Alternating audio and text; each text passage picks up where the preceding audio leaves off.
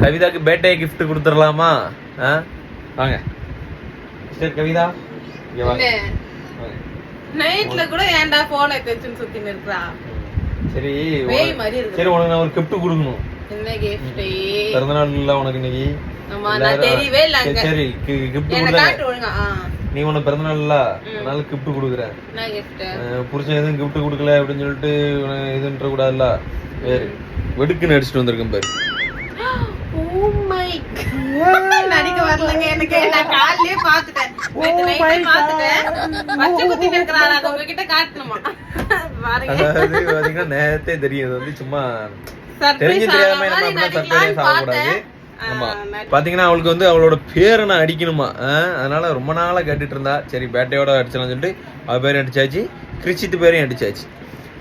பார்த்தா அம்மா அப்பா பேர் பதிலாள என்னல அப்படின்னு சொல்லி கேட்டீங்கன்னா அப்படி கிடையாதுங்க.